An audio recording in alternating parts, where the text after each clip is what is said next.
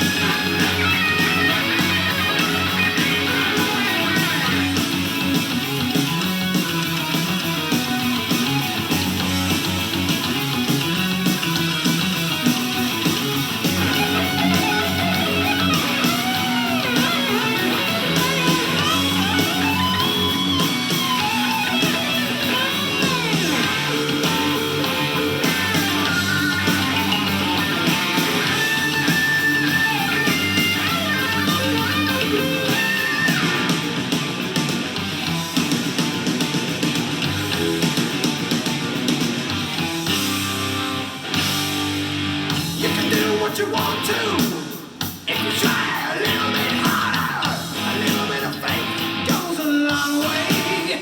It does. Are we here for a reason? I'd like to know just what you think. It would be nice to know what happens when we die, wouldn't it? There are some who are wise, there are some who are born naive. I believe there are some that must have lived before, don't you? As for me, while I'm thinking, you gotta keep an open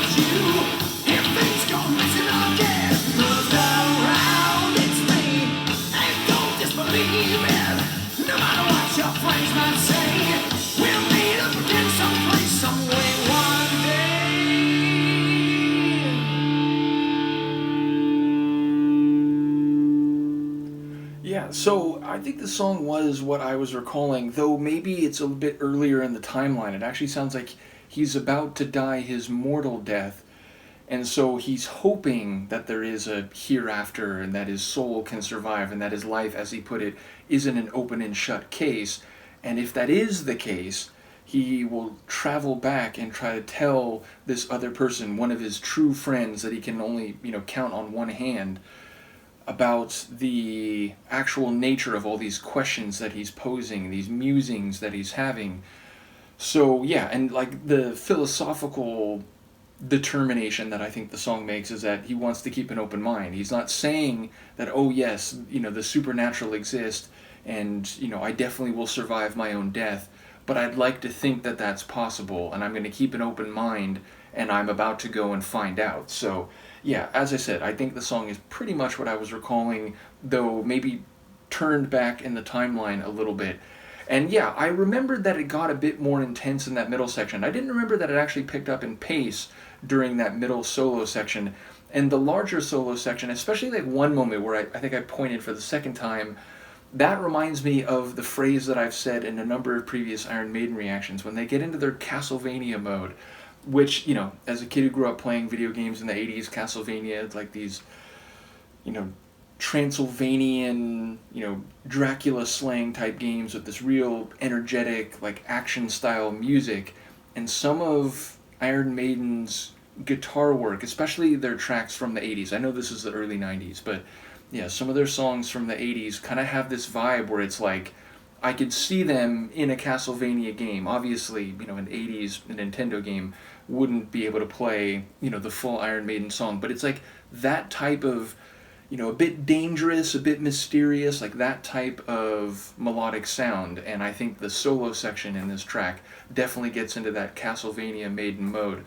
So yeah, a cool tune, maybe not one that I think would be in the top 5 of a lot of Maiden fans' favorite list, although again, I'm not particularly knowledgeable in that area. I've said this many times in the Maiden reactions, but I knew who they were going back to my youth in the 80s, but I didn't really key in on them other than maybe a couple songs that I had heard over the years until the mid-2010s when I took a greater interest, ended up buying all of their albums, which I'll put an asterisk by because it's all of their albums where Bruce was the lead singer. I didn't get the albums when he had left the group, but I got all the ones he was in originally and then all the ones since he came back. So yeah, bottom line, I think this is a really good song, even if I personally wouldn't put it like in my top 10 from them. So another cool tune from Maiden. Let me know what you think, and I'll see you next time. Peace.